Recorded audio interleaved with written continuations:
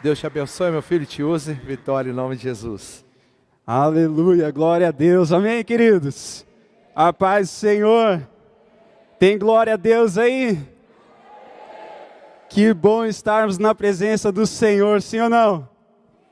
Que privilégio que o Senhor nos deu em nosso retorno, estarmos 15 dias aqui, vivendo esse período tão abençoado da parte de Deus. Eu louvo a Deus pelo convite, paizão. Sou muito privilegiado, queridos. A Carol mandou um beijo para todos. Esqueci de cumprimentar os irmãos aqui também. A paz do Senhor. Deus abençoe a vida de vocês. E a Carol mandou um abraço para vocês, amém? Abra sua Bíblia lá em Mateus capítulo 6.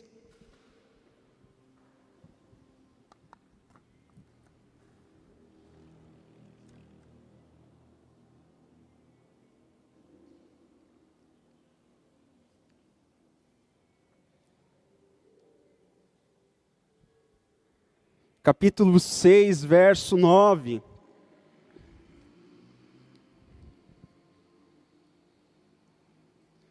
Faz um tempo que eu não vejo bastante gente aqui, que bom ver, né? Glória a Deus.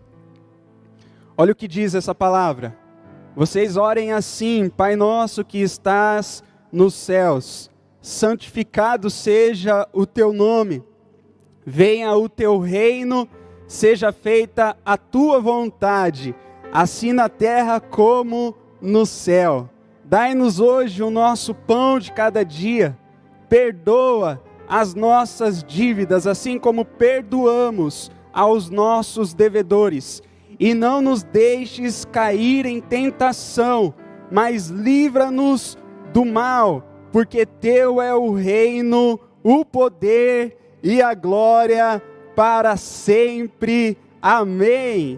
Porque teu é o reino, o poder e a glória para sempre. Amém. Hoje eu quero compartilhar essa palavra com vocês com o tema: o Deus de milagres é o nosso Pai. Amém? O Deus de milagres é o nosso Pai. Você pode repetir isso? O Deus de milagres é o nosso Pai. Fala, Ele é meu Pai. Ele é o nosso Pai. Glória a Deus por isso. Quando a gente lê essa palavra em Lucas, o mesmo relato, Lucas 11, vai relatar o desejo dos discípulos de aprenderem a orar. Os discípulos chegam até Jesus e falam: Senhor, nos ensina a orar como João ensinou os seus discípulos. E Jesus então traz essa oração. Na tradução, a mensagem, esse texto que nós iniciamos lendo, ele fala assim: com um Deus assim, que os ama tanto, vocês podem orar de maneira muito simples. Então Jesus traz uma oração simples, uma oração que demonstra que Deus é o nosso Pai e que Ele está interessado em interagir com os seus filhos, amém? Deus está interessado de fazer parte da nossa história. Os judeus, antes de Jesus, tinham uma visão um pouco distante de Deus, mas Jesus traz essa aproximação de Deus ao homem. E agora Jesus está revelando: Ele não somente é Deus, como todo-poderoso, como Ele sempre será, mas Ele também é o nosso Pai, amém? E Ele fala: é o Pai nosso que está nos céus. Isso tem uma revelação aqui. A palavra Pai, no significado original, ele traz o significado de Abba Pai, que é o paizinho. E Jesus então traz essa questão de intimidade. Fala comigo, intimidade. Nos mostrando que nós podemos ter intimidade com Deus. Nós podemos nos relacionar com Deus. Não agora o sacerdote, o sumo sacerdote pode entrar, somente eles podem ter acesso a Deus, mas agora nós podemos entrar lá no nosso quarto, fechar a porta do nosso quarto, nos colocar na presença do nosso Pai, e Ele que está nos céus nos ouvirá e nos recompensará. Aleluia! Jesus traz essa visão para nós, e Ele, quando fala que Ele é o Pai que está nos céus, a gente precisa saber que o nosso Pai que está nos céus é diferente do Pai da terra. Infelizmente, a gente muitas vezes nos frustramos com o nosso relacionamento com o nosso Pai.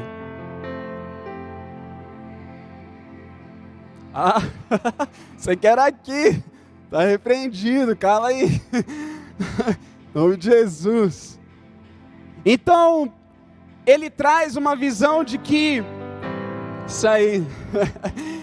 Ele traz uma visão de que o nosso Pai é diferente do Pai da terra, porque nós muitas vezes nos frustramos. E muitas vezes nós trazemos o relacionamento que nós tivemos com o nosso Pai da terra, que infelizmente muitas vezes não foi legal. Apesar de que muitos pais têm sido muito legais com os seus filhos, e têm sido exemplo, e é isso mesmo, tem que ser. Mas Jesus, Ele fala, o Pai que está no céu, Ele é diferente. Ele é diferente, fala comigo, Ele é diferente. Ele nos trata, queridos, com amor. Ele nos trata com graça, Ele nos trata com misericórdia, Ele nos trata com valor, Ele nos dá valor, Ele nos trata de uma forma diferenciada.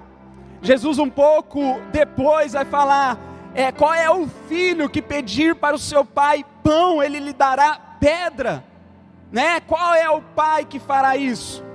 Ele fala, então imagine o pai que está nos céus. Então nosso Pai é perfeito. Sabe qual que é muitas vezes o problema nosso? É que a gente vê o nosso irmão sendo abençoado, as coisas acontecendo na vida dele, e aí a gente pensa assim, Deus não me ama, porque olha o tanto de coisa que está acontecendo na vida desse irmão, olha o que Deus está fazendo na vida dele, dela, olha, casou, olha, emprego novo, olha, parece que Deus não me ama. É mentira, Deus nos ama de uma forma igual. Amém, queridos? A questão é que Deus trata cada um de nós de uma forma diferente. Ele tem um plano diferenciado na vida de cada um. O nosso pastor, ele trouxe aqui que Jesus, ele curava, às vezes colocando, fazendo a lama e colocando no cego, outra vez falando seja curado, outra vez fala não, eu não, se você quiser. E Jesus, ele trata assim com as nossas vidas também, é dessa forma. Então o mesmo Deus que age na vida do nosso irmão, é o mesmo Deus que age na minha vida, na sua vida, é o mesmo Pai, Ele é um Pai nosso. Nós somos seus filhos, queridos.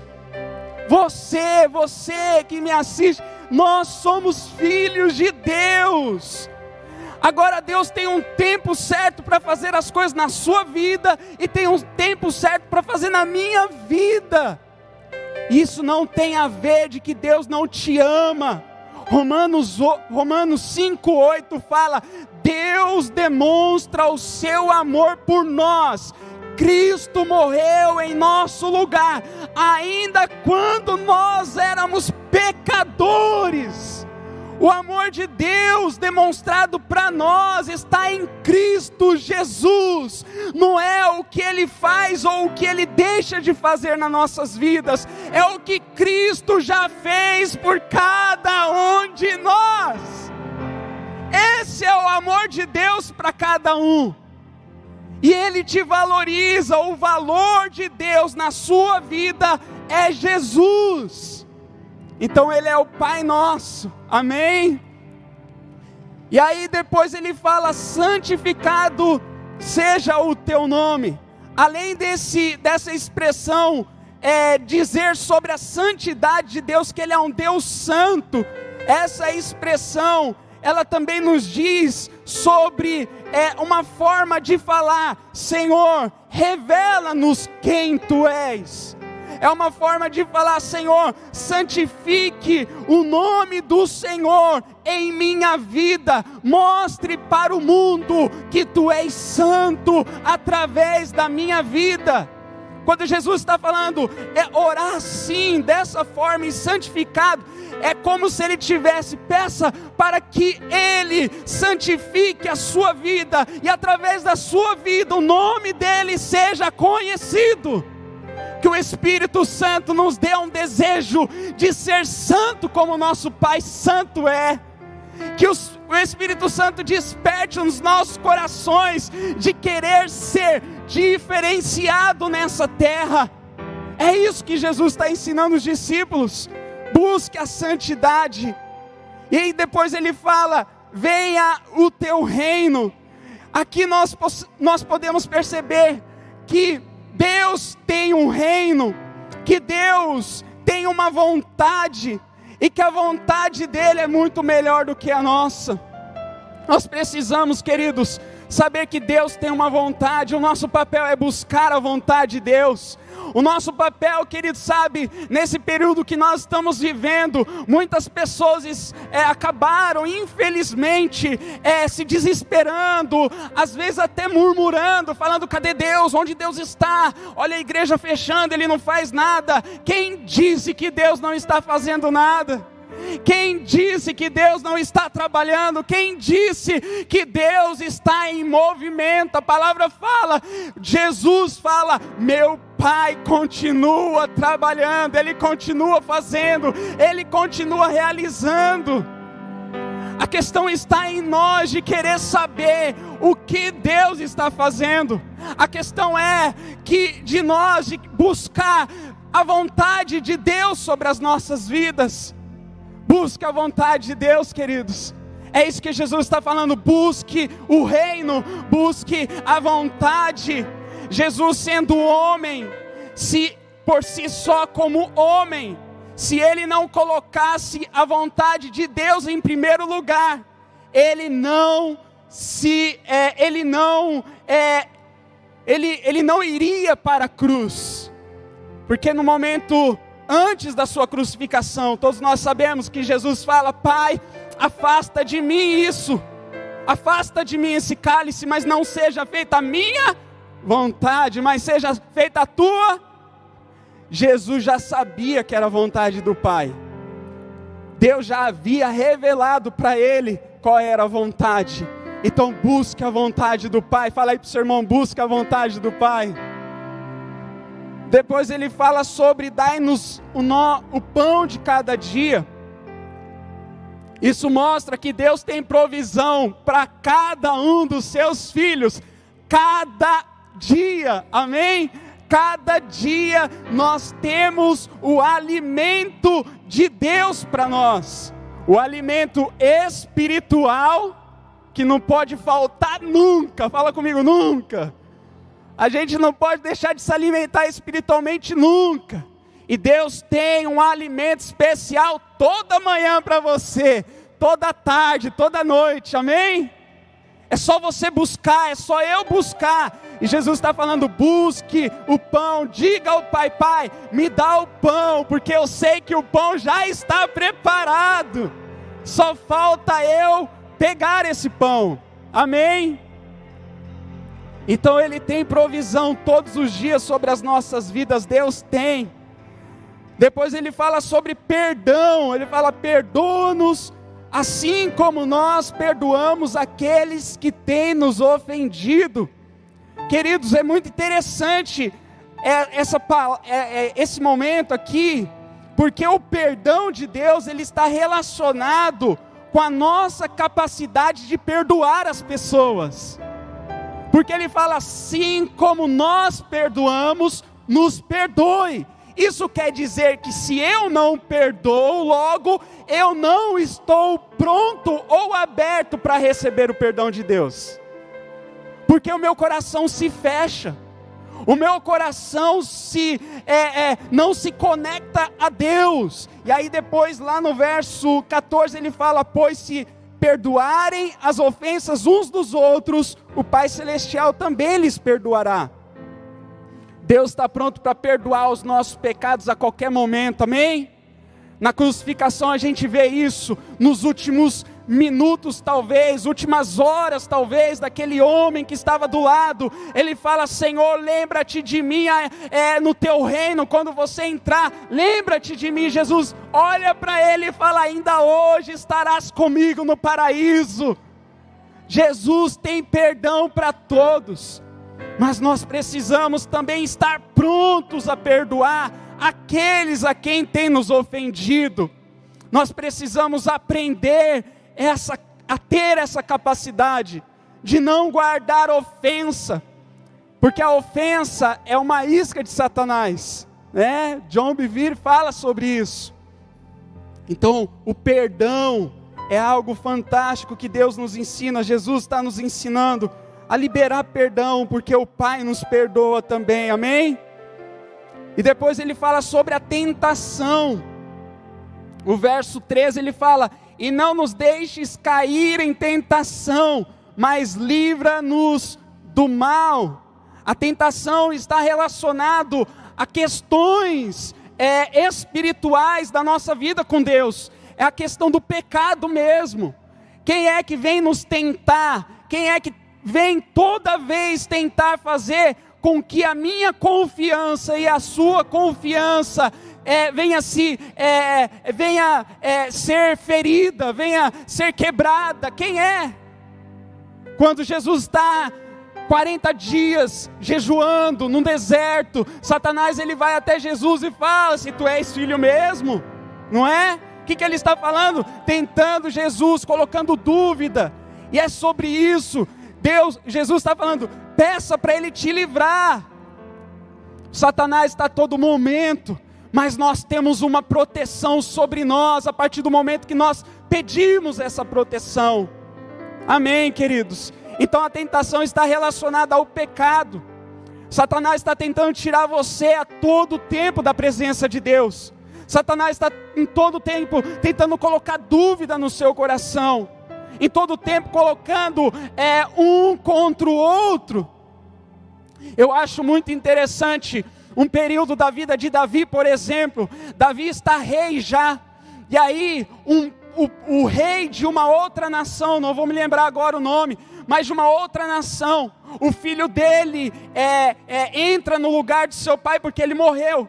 Davi se lembra do bem que o rei havia feito a ele, e ele manda uma coletiva com presentes, com palavras consoladoras para aquele filho e para aquele reinado. Quando aquela coletiva chega, as pessoas que estavam com o rei agora, que era o filho daquele rei que morreu, fala: Davi está com artimanha. Ele está fazendo isso porque ele quer destruir a nossa nação. Aquele recém-rei acredita, e por ele ter acreditado, ele humilha aqueles servos de Davi, e por aquele ato de vergonha se constituiu guerra. Sabe o que eu vejo? Muitas vezes Satanás jogando uns contra os outros, falando: você viu lá? O irmão nem olhou para sua cara, nem te cumprimentou, nem mandou uma mensagem. Nesse período de pandemia, o pastor não ligou para mim. O pastor liga. O pastor, queridos, eu creio, o nosso pastor é uma bênção, amém? É só exemplo, tá bom? Mas quantas pessoas muitas vezes caem nessa cilada? E aí a pessoa se fecha dentro dela e se constitui uma guerra. E aquela nação sofreu por conta disso. Mas se nós estivermos diariamente diante da presença do Senhor, falando: Pai, me livre das tentações, me livre de cair, me livre de ser enganado, Deus mesmo estará pronto para te ajudar. Deus mesmo vai revelar o coração dele para você, e vai te mostrar coisas que você nem imagina. Às vezes a gente pensa muitas situações, eu já caí muito nisso, mas depois Deus traz uma clareza e fala: nada a ver, eu estava pensando uma coisa que não tem nada a ver com o que é. Então peça ao Senhor, porque Ele está pronto para nos atender. Depois ele fala, livra-nos do mal. O mal tem a ver também, a palavra aqui significa, traz o significado sobre o diabo, sobre Satanás, mas traz também o mal como dor, sofrimento, como aflições, como também livra-nos do mal, livra-nos das pessoas maldosas, das pessoas que têm caráter pecaminoso, me livre do prejuízo, me livre de me associar, de ser enganado por pessoas que querem fazer o meu mal. Esse mal aqui tem a ver com isso, e esse é o tempo que nós precisamos orar cada dia falando, Senhor, me livre do mal, amém? Nos livre do mal. A nossa nação precisa ser livre do mal, do engano, de toda a miséria que se estabelece através de Satanás, mas também através de pessoas que são instrumentos dele. E por fim ele fala, porque teu é o reino, o poder e a glória para sempre, amém. Isso nos mostra que Deus sempre está acima de tudo, de todos, porque Ele tem poder, Ele é o Rei, Ele é o Senhor, Ele é o mesmo ontem, hoje e eternamente. O Senhor nunca perdeu o controle, Ele continua no controle, Deus continua no controle, amém? Tudo que estamos vivendo não é surpresa para o nosso Deus. Nosso pastor muitas vezes falou nesses dias, Deus permite muitas coisas, mas isso não quer dizer que é a vontade dEle. E isso nos mostra que Deus, mesmo permitindo tantas coisas acontecer, Ele continua no controle. Amém, queridos? Receba essa palavra, saiba que você tem um Pai poderoso, um Pai de milagres, um Pai que cuida de nós. Com isso, dependa dEle a cada dia, vá à presença dEle todos os dias, não dependa de um ambiente como esse, que é muito gostoso, que é muito bom para nós estarmos aqui, isso é parte.